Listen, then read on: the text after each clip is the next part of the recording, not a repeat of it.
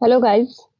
मैं हूं आपके एजुकेटर माया जी और मैं आज लेके आई हूँ रीट मुख्य परीक्षा के लिए राजस्थान करंट अफेयर की इम्पोर्टेंट क्लासेस। जैसे कि आज हम कुछ इम्पोर्टेंट योजनाओं के बारे में बात करेंगे। हमारी पहली योजना का नाम है लाडो प्रोत्साहन योजना। अभी चर्चा में रही लाडो प्रोत्साहन योजना, तो रीट मेंस के अंदर आने की इसकी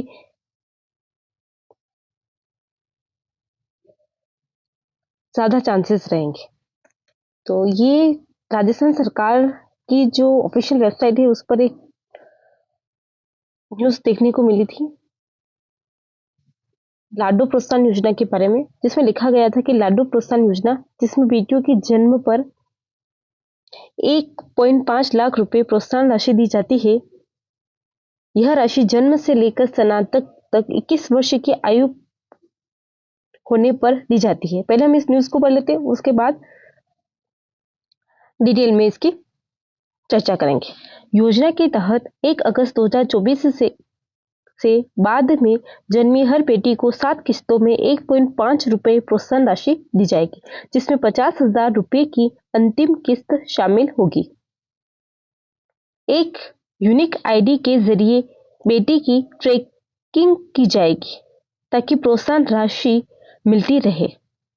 आईडी किसी की यूनिक आईडी होगी और 1.5 लाख रुपए की प्रोत्साहन राशि दी जाएगी। हर साल 5 लाख बेटियों को लाभ देने का लक्ष्य रखा है। लक्ष्य कितना रखा है, यहां से क्वेश्चन पूछा जाएगा कि लाडो प्रोत्साहन योजना के तहत हर साल कितना लाभ देने का लक्ष्य रखा है। तो 5 लाख बेटियों का ध्यान रखना है, 5 लाख बेटियों को लाभ मिलेगा। अब सरकार स्कूल के साथ साथ मान्यता प्राप्त निजी स्कूलों में पढ़ने वाली बेटियों भी इस योजना का लाभ उठा पाएगी, चाहे वो प्राइवेट स्कूल में पढ़े चाहे वो सरकारी स्कूल में पढ़े, दोनों को ही लाभ मिलेगा। और इसका लाभ किसी भी जाति, धर्म या वर्ग की बेटी को मिलेगा। लाडो प्रोत्साहन योजना के लाभ: बेटी का जन्म होगा तो 5,000 रुपए मिलेंगे। 1 साल पूरे होने पर 5,000 रुपए मिलेंगे। पहली कक्षा में प्रवेश पर 10,000 रुपए मिलेंगे। छठी कक्षा में प्रवेश पर 15,000 रुपए मिलेंगे। 10वीं कक्षा में प्रवेश पर 20,000 रुपए मिलेंगे और 12वीं कक्षा में प्रवेश पर 25,000 रुपए मिलेंगे। ग्रेजुएशन के बाद 21 वर्ष आयु पूर्ण होने पर 70,000 रुपए मिलेंगे। इस तरह से 1.5 लाख रुपए दिए जाएंगे लाडो प्रोत्साहन योजना के तहत। चलिए अब नोट्स में देखते हैं। लाडो प्रोत्साहन योजना कुल 7 किस्तों में, कितनी किस्तें? 7 किस्तों में 1.50 लाख 1,50,000 1,50,000 रुपए की राशि उपलब्ध कराई जाएगी। किसे क्या है, तो इसमें किस तरह से पैसे दिए जाएंगे, किस तरह से राशि को खाते में डाला जाएगा। तो लाभ राशि का हस्तांतरण बात करें तो पहली जो किस्त होगी वो कब होगी? पात्र चिकित्सा संस्था में बालिका की जन्म पर। जब बालिका का जन्म हॉस्पिटल में होगा उसी टाइम पर ये पेमेंट दिया जाएगा। 2,500, पहले 2,500 दिया जाता था, अब कितना दिया जाएगा? 5,000 दिया जाता। ठीक, उसके बाद 1 वर्ष की आयु पूर्ण होने एवं समस्त टीकाकरण पर वापस कितने दिए जाएंगे? 5,000 रुपए दिए जाएंगे। फिर राजकीय या राज्य सरकार द्वारा मान्यता प्राप्त स्कूल की कक्षा में प्रथम कक्षा में प्रवेश पर फिर से 5,000 रुपए दिए जाएंगे। कितने हो गए? 15,000 रुपए हो गए।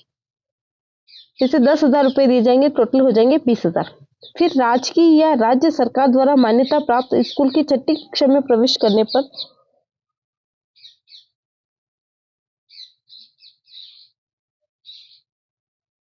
15,000 रुपए दिए जाएंगे। उसके बाद राजकीय या राज्य सरकार द्वारा मान्यता प्राप्त स्कूल की 10वीं कक्षा में प्रवेश पर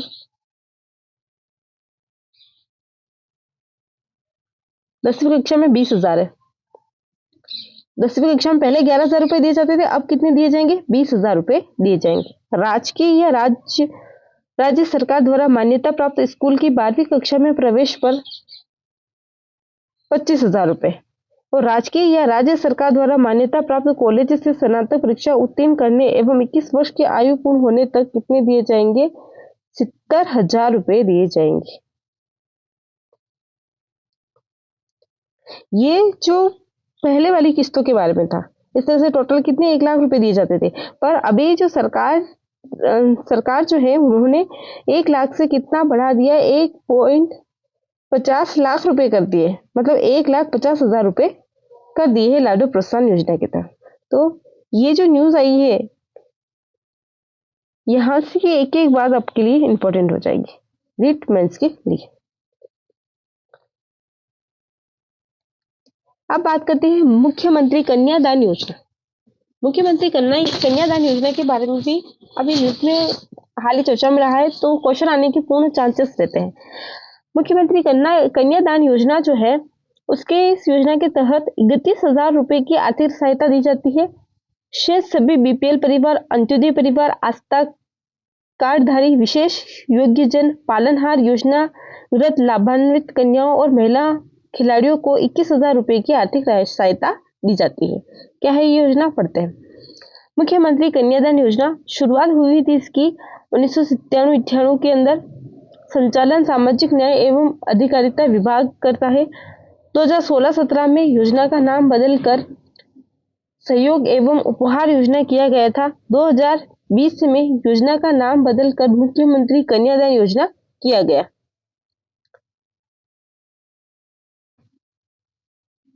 योजना के तहत गरीब परिवार की 18 वर्ष से अधिक आयु की कन्या के विवाह होने पर राज्य सरकार द्वारा सहायता राशि दी जाती है। प्रति परिवार अधिकतम 2 बालिकाओं के विवाह पर दी जाती है। योजना के तहत अनुसूचित जाति एवं जनजाति व अल्पसंख्यक समुदाय के बीपीएल परिवार की कन्या के विवाह पर 31,000 रुपए राशि दी जाती है। अगर वो एससी या एसटी कास्ट की बीपीएल परिवार से बिलोंग करने वाली लड़की है तो उसको 31,000 रुपए राशि दी जाती है। अन्य श्रेणी की कन्याओं के विवाह पर 21,000 की राशि दी जाती है। यदि बालिका 10वीं पास है तो 10,000 अतिरिक्त तथा स्नातक पास है तो 20,000 अतिरिक्त सहायता दी जाती है। योजना में आवेदन की सीमा को 6 माह से बढ़ाकर 1 वर्ष कर दिया गया है। पहले 6 माह ही थी आवेदन करने की अवधि, बट अब कितनी हो गई है, 1 वर्ष कर दी है। अब बात करते हैं मुख्यमंत्री मंगला पशु बीमा योजना। अभी काफी चर्चा में रहा था और अभी गांव-गांव में टीके भी किए गए मंगला पशु बीमा योजना के तहत।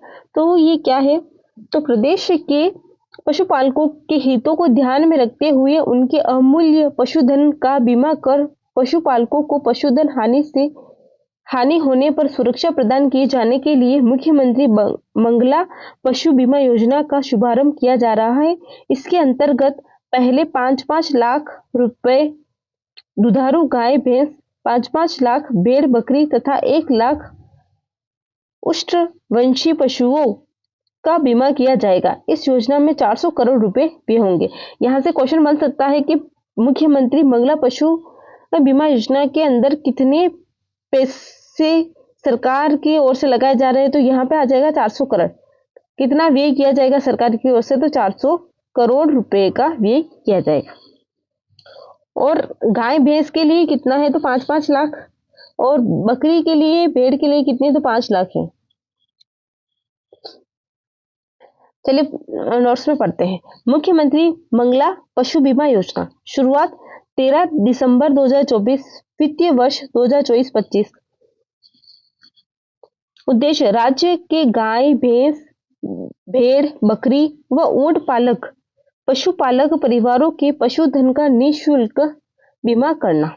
वित्त वर्ष 2025-26 बजट घोषणा के अनुसार प्रत्येक श्रेणी में पशुपालकों की संख्या को दुगुना किए जाकर 10-10 लाख गाय भैंस, 10-10 लाख भेड़ बकरी तथा 2 लाख ऊँटों सहित कुल 42 लाख पशुओं का बीमा किया जाना है।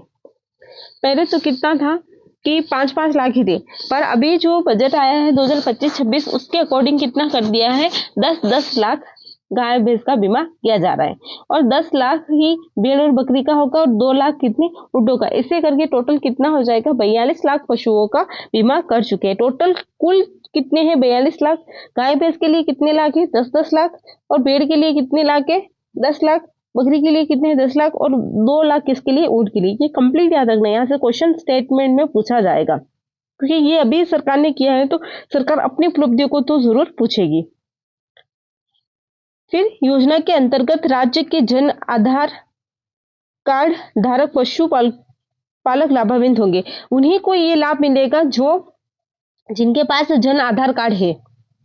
योजना अंतर्गत जन आधार कार्ड धारक पशुपालक के अधिकतम 2 दुधारू गाय, 2 दुधारू भैंस, 1 दुधारू गाय एवं 1 दुधारू भैंस, 10 बकरी, 10 भेड़, 10 उष्ट्र वंश पशु का निःशुल्क बीमा किया जाएगा।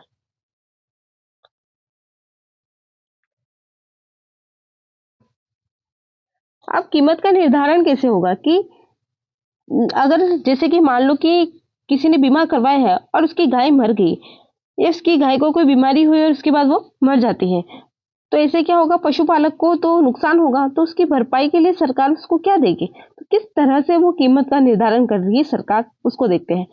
जैसे कि पशु का प्रकार, अगर गाय दुधारू है, दुधारू गाय है, तो बीमा हेतु पशु का मूल्य निर्धारण हेतु मानक क्या है, रुपए 3000 प्रति लीटर प्रतिदिन के आधार पर न्यूनतम कीमत का निर्धारण किया जाएगा। अधिकतम राशि कितनी दी जाएगी, 40,000 प्रति पशु दी जाएगी। अगर एक दुधारू गाय को अगर नुकसान होता है तो 40,000 सरकार देती है। भैंस जो कि दुधारू है, दुधारू भैंस जो दूध दे रही है ना, दुधारू का मतलब क्या है, जो दूध दे रही, तो रुपए 4,000 प्रति लीटर प्रतिदिन के आधार पर न्यूनतम कीमत का निर्धारण किया जाएगा। अधिकतम राशि कितनी मिलेगी, 40,000 प्रति पशु, चाहे वो दुधारू गाय हो चाहे वो दुधारू भैंस हो। इनको अगर कोई नुकसान होता है तो सरकार कितनी राशि देती है, 40,000 दी। अगर बकरी मादा बकरी क्या देती है, दूध देती है ना, तो मादा बकरी है और उसको अगर कोई नुकसान पहुंचा है तो अधिकतम रुपए राशि कितनी होगी, 4,000 प्रति पशु। अगर एक मरे तो 4,000 मिलेंगे, 2 हो जाएंगे तो 8,000 मिल जाएंगे। ऐसे भेड़ मादा, अधिकतम राशि कितनी होगी, 4,000 प्रति पशु। और ऊंट नर एवं मादा, ऊंट में नर और मादा दोनों पर ही कितनी अधिकतम राशि दी जाती है, 40,000 प्रति पशु दी जाती है। तो इस तरह से मूल्य का निर्धारण किया जाता है। गाय भैंस और ऊंट के लिए 40,000 प्रति पशु, और बकरी और भेड़ के लिए दुधारू गाय, दुधारू भैंस और ऊंट के लिए 40,000 है, और बकरी और भेड़ जिसमें भी कौन सी फीमेल के लिए कितने दिए जाएंगे, 4,000 रुपए प्रति पशु दिया जाएगा नुकसान होने पर। थैंक यू फॉर वॉचिंग ये वीडियो। अगर आपको मेरी ये वीडियो अच्छी लगती है तो वीडियो को लाइक करें, शेयर करें और कमेंट्स करें। आपके कमेंट से मुझे मोटिवेशन मिलता है। चैनल को सब्सक्राइब करें। मिलते हैं नेक्स्ट वीडियो में, तब तक के लिए बाय।